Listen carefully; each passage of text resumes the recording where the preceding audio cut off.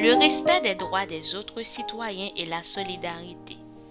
La société devient une jungle quand une personne se base sur la force pour méconnaître et violer les droits des autres citoyens. Un citoyen est celui qui appartient à une cité, à une communauté. C'est un habitant d'une ville, c'est un être humain considéré comme personne civique. C'est aussi une personne ayant la nationalité d'un pays.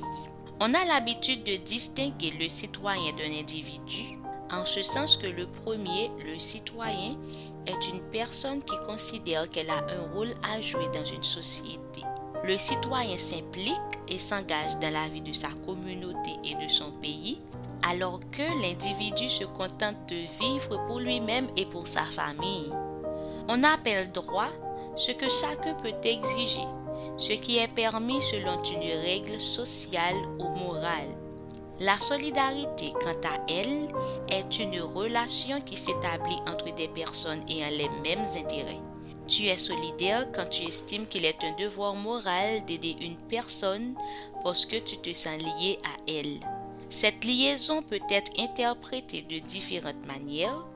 Tu peux te considérer lié à une personne parce que tout simplement elle partage avec toi la même humanité. La première chapitre t'avait déjà enseigné que tu ne formes qu'un avec les autres humains, chacun étant dans une manifestation physique différente et une autre expérience de vie. Catégorie de droits des citoyens. Dans une perspective de droits humains, on distingue généralement 3 catégories de droits. Catégorie numéro 1. Catégorie numéro 1. Les droits civils et politiques comme la liberté de déplacement, d'expression, de religion, d'association, le droit à la sécurité, le droit de voter et de se porter candidat aux élections, etc. Catégorie numéro 2. Les droits économiques, sociaux et culturels comme le droit à la nourriture, à l'éducation, au travail, à la santé, au logement, au loisir, au repos, etc.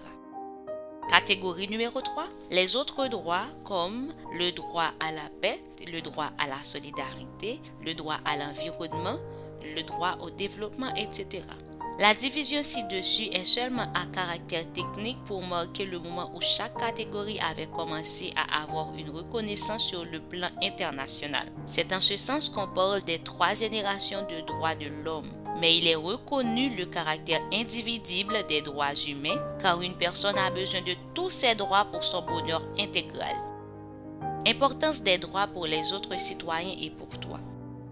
Les droits sont importants parce qu'ils permettent à tes compatriotes et à toi de vivre dignement, de développer vos facultés et votre intelligence, de satisfaire vos aspirations, de participer aux affaires de la communauté, de poursuivre votre bonheur et de travailler au développement de votre pays. Responsabilité de chacun en ce qui a trait aux droits des autres citoyens. Tu dois respecter les droits des autres et ils doivent également respecter les tiens. C'est la condition de la vie commune dans un pays. C'est un réflexe animal de ne penser qu'à soi comme si les autres n'existaient pas. L'animal pense qu'il est seul avec sa force physique. Il agit par instinct. Toi, tu es doué de raison et c'est ainsi que tu te distingues de l'animal. La nature t'a fait distinct, mais c'est à toi de continuer de faire preuve de cette différence, en faisant attention aux droits des autres et en cessant de considérer la force physique comme la seule logique de tes relations avec autrui. La différence entre un animal et toi réside dans le respect que tu as des droits d'autrui. En plus de respecter toi-même les droits des autres, tu dois aussi les faire respecter par ceux qui les violent ou menacent de les violer. Parfois, les autorités de l'État ou le système en place ou encore certaines personnes de la société, voire des circonstances de la vie, peuvent violer ou mettre en danger les droits des autres. Tu as alors l'obligation d'apporter ta solidarité à la personne dont les droits sont ainsi violés ou menacés. Tu dois respecter et faire respecter les droits des autres même si tu ne connais pas les victimes, même si ce sont des personnes qui t'ont fait du mal à un certain moment. Pense à la parabole du bon samaritain que tu peux lire dans l'évangile de Luc, chapitre 10, versets 25 à 37. Le bon samaritain n'avait pas connu l'homme trouvé sur son chemin et qui avait besoin de son aide. Il a vu une personne et c'était suffisant. Si seul tu n'es pas capable de venir en aide à la personne dont les droits sont violés ou menacés, fais appel à l'aide des autorités ou à celle des autres citoyens. L'indifférence n'est jamais de mise face aux violations des droits des autres.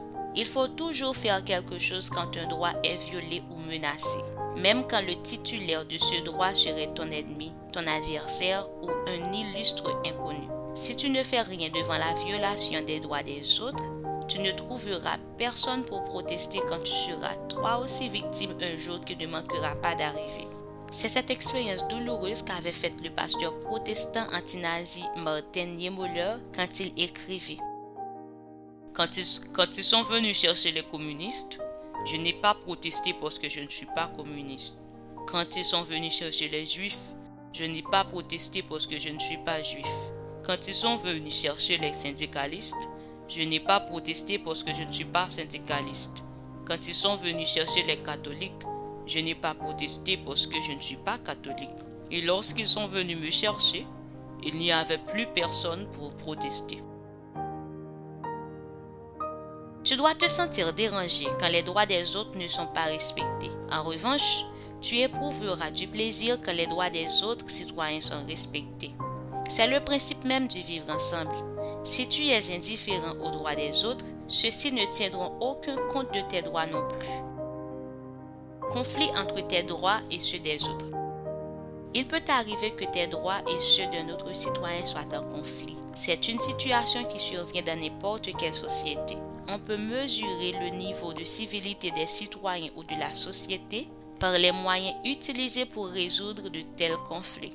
Dans une société civilisée, avec des citoyens également civilisés, il y a 3 voies de résolution des conflits: le dialogue, la médiation ou l'arbitrage et la justice. La violence n'est pas une option.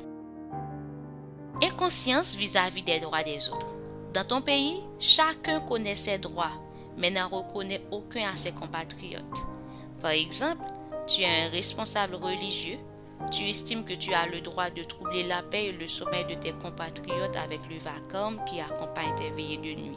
En fait, c'est une bonne chose de prier, s'il le faut, tard dans la nuit. Mais ne pourrais-tu pas le faire sans troubler les voisins? Jésus lui-même n'a-t-il pas invité à la discrétion quand il recommande: quand tu pries, entre dans ta chambre particulière et après avoir fermé la porte, prie ton Père qui est dans le secret. Matthieu 6, verset 6.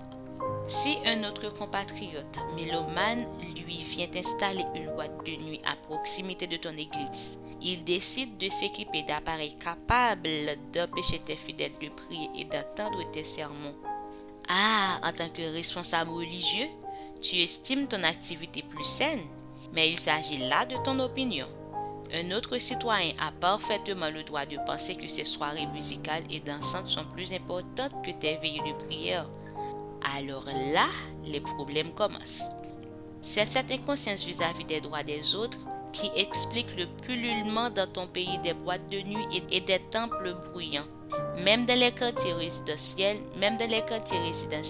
des voisins indélicats ne pensent qu'à eux et imposent avec de puissants haut-parleurs leurs hits, leurs chants, leurs sermons, leurs cultes et leurs émissions à tous. Si tu es de la catégorie de ces personnes indélicates, il y a 2 questions pour toi. Que penserais-tu si tous tes voisins s'avisaient de faire la même chose? Une guerre des décibels. Deuxième question. Qu'est-ce qui te donne le droit de le faire et enlèverait ce même droit à tes voisins? Ces mêmes compatriotes insensibles aux droits des autres sont les premiers à dire que le pays est une jungle. Tout ce désordre se passe à la barbe des responsables de l'ordre. Ne perds pas ton temps à faire appel à eux. Peine perdue. Ils y participent eux-mêmes quand ils n'en sont pas les organisateurs. Tes compatriotes, tes dirigeants et toi-même, vous avez perdu toute conscience du vivre ensemble, de la vie en communauté. Il y a quand même des signes d'espoir dans cette jungle que tu as fait de ton pays. Voici le texte d'une de tes compatriotes à ses voisins. Note d'invitation, excuse d'un voisin. Je prends plaisir à vous inviter à une petite fête à la maison le samedi à 6h30 p.m. à l'occasion de Si votre emploi du temps ne vous permet pas d'être des nôtres, je vous prie d'excuser les dérangements que risque de causer la présence des invités. Je vous assure que je prendrai toutes les dispositions pour ne pas troubler votre tranquillité. Cordialement, c'est une citoyenne comme toi qui a écrit cette note à ses voisins. Tu imagines comment serait ton pays si tous tes compatriotes avaient cette haute opinion du vivre ensemble? Droits des autres citoyens et pouvoir politique. Dans ton pays, pouvoir est synonyme de droit. On considère qu'on a tous les droits quand on est au pouvoir et les autres citoyens n'en ont aucun. C'est pourquoi tous tes compatriotes rêvent d'occuper des postes politiques ou d'avoir des amis ou des parents politiquement influents parce que c'est la condition pour non seulement avoir des droits, mais aussi de permettre de méconnaître ceux des autres citoyens. Quand tes dirigeants et leurs partisans ne violent pas à visière levée les droits des autres, ils instrumentalisent les institutions judiciaires aux mêmes fins. Sous couvert de la justice, ils violent les droits impunément. Tes compatriotes en dehors du pouvoir n'ont aucun droit, tandis que les détenteurs du pouvoir, les parents et partisans de ceux-ci ont tous les droits. Il n'est pas possible de faire progresser un pays avec une telle attitude. Il y aura des luttes politiques continuelles et personne ne voudra atteindre les échéances électorales. Tout le monde s'empressera d'accéder au pouvoir et tout de suite pour y rester toujours ou le passer à son copain. C'est pourquoi ton pays oscille entre coup d'État et tentation de permanence au pouvoir. Conséquence, pas de temps pour poser les problèmes fondamentaux du pays. Tes compatriotes croupissent dans la misère, assistent passivement à la négation de leurs droits ou quittent le pays pour aller le plus souvent se faire humilier à l'étranger. L'autre constat est que tes compatriotes ne font que parler de la politique. Tout le monde est branché sur la politique qui devient omniprésente. Toutes les activités du pays tournent autour de la question politique qui atrophie la vie nationale et bloque le progrès attendu par la majorité de tes compatriotes. Il faut arrêter tout cela et faire le virage vers le respect des droits de tous les citoyens sur une base d'égalité. Il faut dépolitiser la vie dans ton pays et placer les droits des citoyens au centre des préoccupations. C'est ainsi que s'établira la paix sociale, indispensable au développement. Ne l'oublie pas, ce n'est pas parce qu'un pays est riche et développé que les dirigeants et les citoyens respectent les droits des autres. C'est plutôt parce que les dirigeants et les citoyens respectent les droits des autres qu'un pays devient riche et développé. Ton pays aussi peut devenir riche et développé.